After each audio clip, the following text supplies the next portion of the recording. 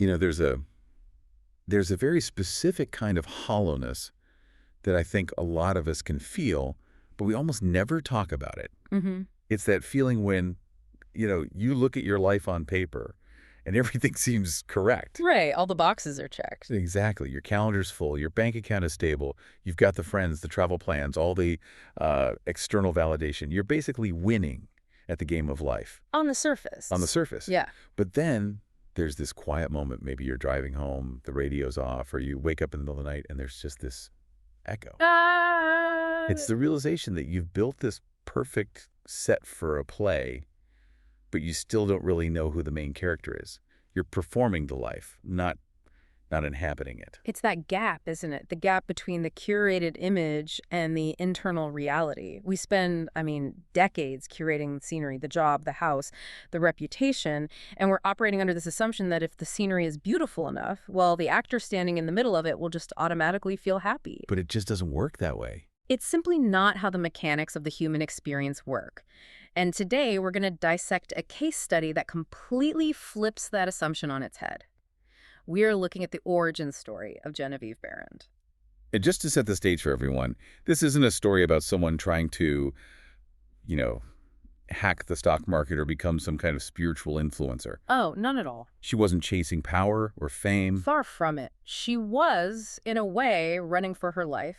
Behrend was a widow, she was grieving deeply, and she was literally traversing the globe, moving from one country to another, trying to outrun this profound sense of spiritual isolation. Thinking that if she could just find the right place. The right latitude and longitude, the pain would stop. The breakdown of that delusion and what she built in its place, that's our focus. The core idea we're exploring today is, well, it's simple, but it's also brutal. You cannot find in the outer world what you have not first excavated and built in the inner world. If this episode helps you, please hit like and subscribe for the next one. So today, we are analyzing episode 8 of our series on Behrend's work, and specifically the chapter, Why I Took Up the Study of Mental Science. This feels like a real shift in our trajectory. We've spent the last few discussions breaking down the mechanics of visualization, the how-to, but looking at the source material for today, this feels less like a manual and more like a philosophy. It is a foundational pivot. Think of our previous discussions as the framing and the drywall of a house. Visualization is the decoration. It's what makes the room look good. Okay. But today we're pouring the concrete slab. If you don't have this, the whole house sinks. We're exploring why Behrend went to such extreme lengths to find Judge Trode, the critical distinction between skimming information and actually studying it. Which is a massive problem in our current information A economy. huge problem. And we're also looking at how to establish what she calls a center idea to finally stop the chaos in your mind. Let's start with that emotional baseline, because I really don't want to gloss over it. Behrend writes about being surrounded by people, but feeling spiritually isolated, I think. I think that lands hard for a lot of us. It really does. You could be in a crowded room or on a video call with a ton of people and feel completely, utterly detached from the reality of it. That phrase, spiritually isolated, that's the key. She had lost her husband, yes, but the real crisis was that she had lost her tether to meaning. She writes with incredible honesty about the geographical cure. Right. If I just go here, I'll be happy. Exactly. She thought, if I go to Paris, I'll feel better. If I go to London, I'll feel better. She was treating peace of mind as if it were a commodity you could, import. But the import never arrived. It never does. The inventory is always empty. The pivot point, the moment her life actually began to change, was when she finally accepted that the source of contentment is an internal construction project. Not an external discovery. Precisely. The text says she found peace only when she realized the individual mind is a center of the universal creative mind. Okay, let's pause right there. That sounds very, very abstract. Individual mind. Universal creative mind. Can we translate that into something we can actually use on a Tuesday morning? Fair enough. Let's ground it. Imagine your mind isn't a sealed-off box, but more like an inlet. Think of a bay that's connected to the ocean. Okay. The water in the bay is the exact same water as the ocean. It's just, shaped by the coastline. Behrend realized that her feeling of emptiness wasn't because the ocean had dried up. It was because she had blocked the inlet.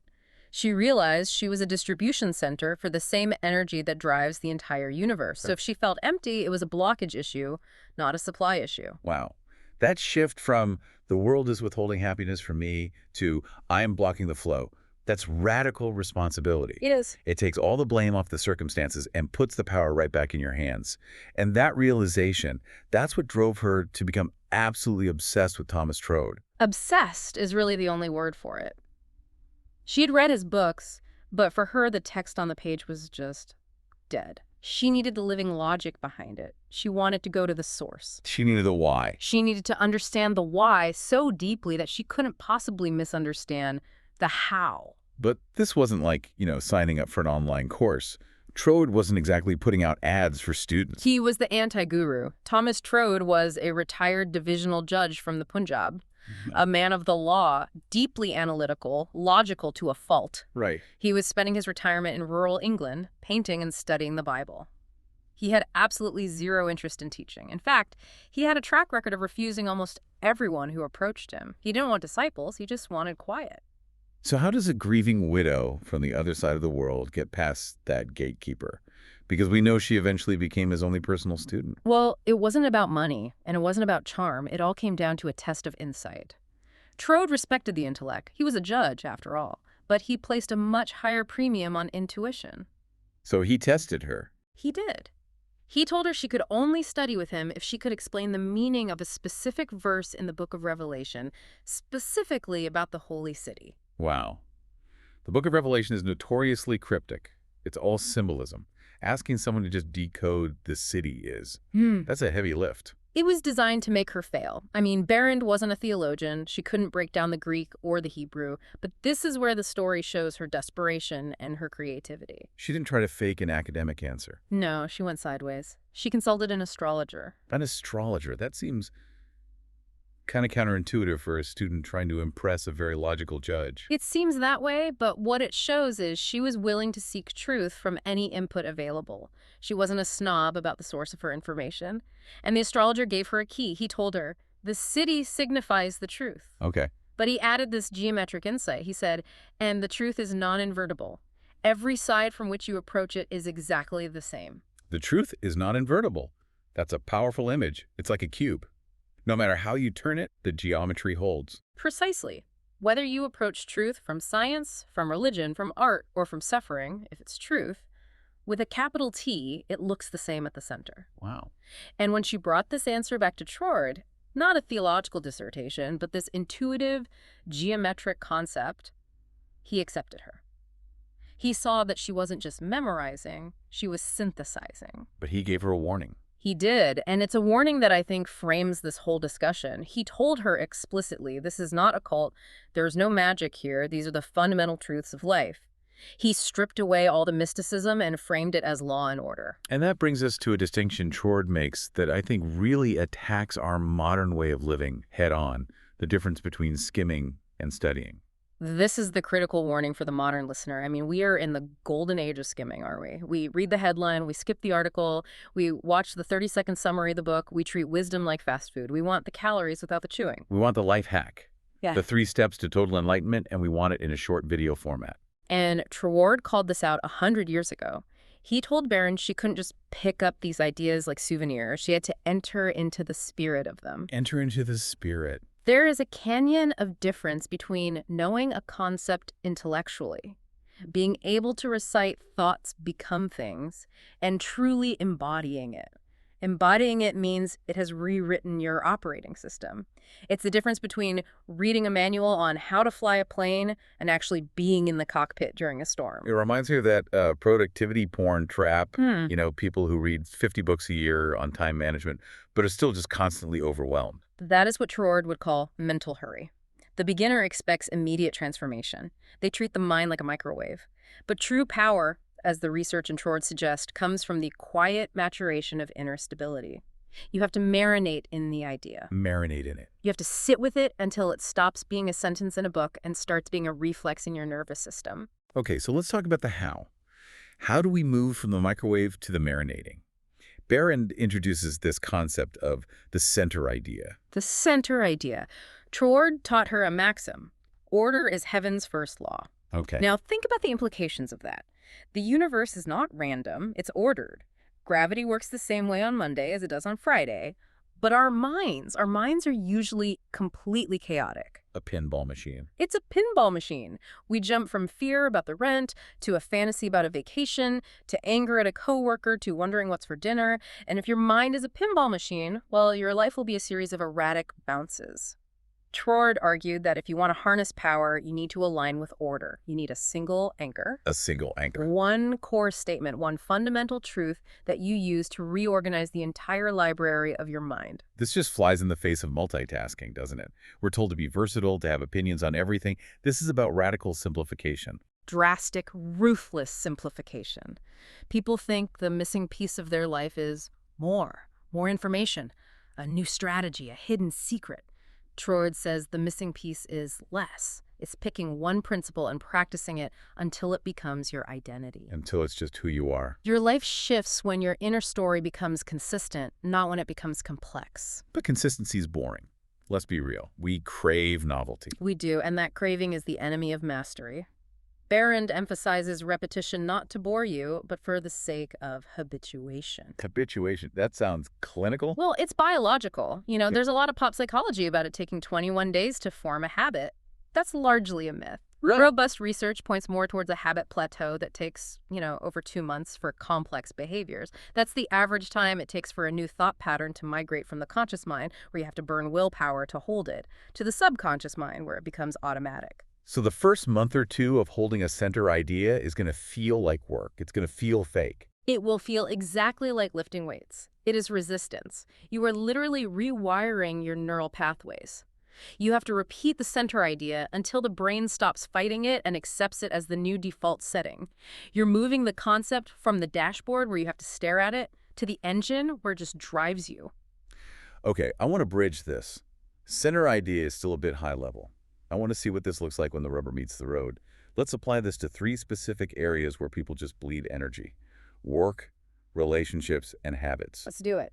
Start with work. We have listeners who are likely juggling 5 projects, a side hustle, and a desire to learn coding all at once. They just feel scattered. The center idea applied to work is the doctrine of the focus lane. If order is heaven's first law, then disorder is the root of failure. Instead of hedging your bets across 5 different strategies, you choose a single focus lane. You commit to one skill or one major project. That immediately triggers the fear of missing out. I mean, if I focus on the presentation, I'm ignoring the emails. If I focus on the product, I'm ignoring the marketing. And that fear, that anxiety that you're missing out, that is the leakage. It dissipates your power. Trord would argue that by ignoring the fear of missing out, you build momentum. A river that stays in its banks cuts a canyon. A river that floods the plain becomes a swamp. Depth beats width. Depth beats width. You use the center idea to say, I'm a person who finishes X, and you just ignore everything that isn't X. That's a tough discipline. Yeah. Okay, let's pivot to relationships. This is where Behrend started. She was lonely. She wanted connection. This is maybe the most poignant application. Most people approach relationships as consumers. What do you mean by that? It's, I am empty, I need you to fill me. Or, I am anxious, I need you to reassure me. We outsource our emotional regulation to our partners. Correct. And that places an impossible burden on the other person. But if your center idea is, I am whole and complete, or I am the source of my own stability, the whole dynamic flips. You stop searching for a rescuer. You stop waiting for the text back to decide if you're having a good day. Exactly. You respond from a place of inner steadiness. You become the lighthouse rather than the ship that's desperately looking for the shore. Mm-hmm. And the paradox, Troward is big on paradoxes, is that when you don't need the other person to fix you, you become infinitely more attractive. Because you're not pulling on them. Inner steadiness attracts outer steadiness. If you're frantic and needy, you tend to attract chaos and avoidant people. Like attracts like. So fix the signal you're broadcasting before you try to change the audience. Okay, third one, habits. This brings us right back to the skimming versus studying problem. The application here is moving from consumption to action. Most of us consume inspiration. We scroll through social media for quotes, we listen to discussions like this one, and we get a little hit of dopamine. We feel like we've done something because we learned something. But we haven't actually changed our behavior. We haven't moved the needle one bit. The center idea approach to habits is to replace the hour of consumption with 5 minutes of practice. It's the small practice imperative. So put down the phone, close the book, and just sit in silence. 5 minutes of actual visualization or 5 minutes of sitting in the feeling of your wish fulfilled is worth more than 5 hours of reading about how to do it. It's about closing the gap between the theory of the gym and actually lifting the weight. That is convicting. I think a lot of us are knowledge hoarders. Okay, let's turn this into a tool. We want the listener to be able to turn this off and actually do something. We're calling this the origin story reset. If you're feeling scattered, this is the protocol. It's a 5-step protocol to build that foundation. Okay, step 1, the center statement. This is your anchor. You need to draft a single sentence. It shouldn't be a paragraph. It needs to be portable. Something like, I am guided by an infinite intelligence, or I am calm and capable. It has to be a statement of being, not a statement of wanting. Oh, not I want to be calm, but I am calm. Precisely. I am calm and capable. Simple. Step 2, the feeling word. Right. Words are cognitive. Feelings are somatic. You have to bridge the brain and the body. So, choose one word that encapsulates the emotional signature of that statement. If you are calm and capable, maybe the word is steady, maybe it's solid or flow. So you have the sentence, you have the emotional trigger word. Step 3 is the outer behavior. This is where we prove it to ourselves, right? We have to ground the metaphysics in physics. Name one physical outer behavior that this new version of you would do naturally. If your word is study, maybe you make a rule that you never run to catch the phone. You just walk. I like that. If you're capable, maybe you organize your desk every single night before you leave. It's a signal. You're signaling to your own brain, hey, I am this person because I'm doing what this person does. Exactly. Action precedes belief in so many cases. Okay, step 4, the conversation. This one feels tricky. This requires a little foresight. Look at your week. Pick one conversation you're maybe dreading, or one you know is usually high friction. Maybe it's a budget meeting. Maybe it's a talk with a rebellious teenager. Decide in advance that you will navigate that specific interaction using your center idea. You're pre-paving the road. You're rehearsing the play before the curtain even goes up. And finally, step 5, imagination.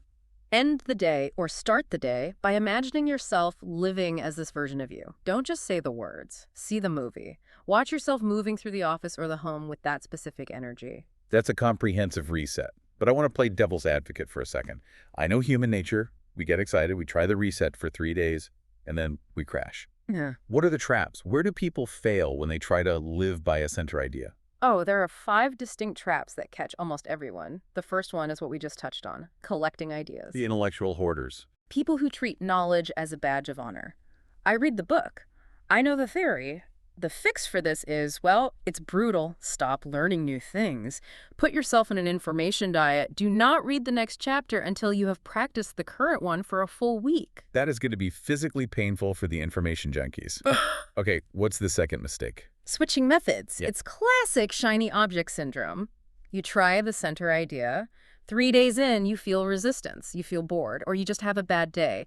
Immediately, the brain says, this method is broken. I need a new method. This isn't working. I need to try breath work. No, I need to try stoicism. No, wait, I need to try keto. And you end up digging 100 shallow holes and you never hit water. The fix is to commit to the boredom of consistency. You have to stay in the pocket even when it's uncomfortable. Mistake number 3. Emotions as proof. This is maybe the biggest killer of dreams. People say, I repeated my statement that I am calm, but I still feel anxious. Therefore, it's a lie. Therefore, it's not working. We treat our feelings as the ultimate truth. We do. But in mental science, and really in high-performance psychology, feelings are lagging indicators. Faith, or you could call it discipline, is holding the picture despite the current emotion. You don't wait for the feeling to change to hold the thought. You hold the thought until the feeling changes. You have to lead the horse. You can't let the horse lead you. That's a crucial distinction. What about the 4th mistake? I think this one is really insidious because we do it socially. Speaking against your direction. This is huge in Stoicism and in Behrend's work.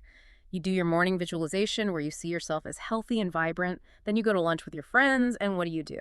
You bond by complaining about your back pain, your allergies, and your fatigue for the whole lunch. Or you visualize wealth and abundance, and then spend dinner complaining about the price of eggs and how the economy is doomed.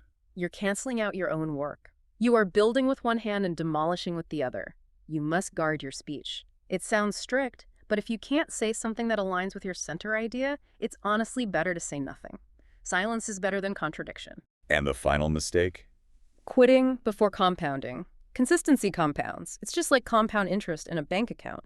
For the longest time, the curve looks flat. You see zero results. And that's when you want to quit. That's when most people quit, right before the hockey stick curve shoots up. You have to trust that there is a lag time. Wow. We've covered a massive amount of ground today. Let's bring this in for a landing. If we had to boil episode 8 down to the absolute essentials, what are we walking away with? I think we can crystallize it into 7 key points. First, peace is an inside job. Seeking it geographically or externally, it just never works. Right. Second, you have to study principles to embody them, not just skim them to know them. Third, establish a single center idea to organize the chaos of the mind. Fourth, repetition isn't about boredom, it's about creating a habit of thought. Fifth, consistency beats intensity every single time. Sixth, you must align your speech and your actions with your mental picture. No contradictions. And finally, number 7, visualization is the method, but inner stability is the foundation that holds it all up. That is a solid foundation. And honestly, it makes me look at the next analysis differently. I know we have a pretty famous story coming up. We do. Next time, we get into the story everyone remembers from Behrend's life. Episode 9, the $20,000 test. Calm expectation and follow through. We're going to see how she took all this theory, the center idea, the stability, and used it to manifest a specific sum of money. And she didn't do it through magic. She did it through calm expectation. It is the ultimate lesson in holding the vision when the reality looks completely impossible. Thanks for being here. If you want the full series, check the playlist, and please like and subscribe so you don't miss the next episode.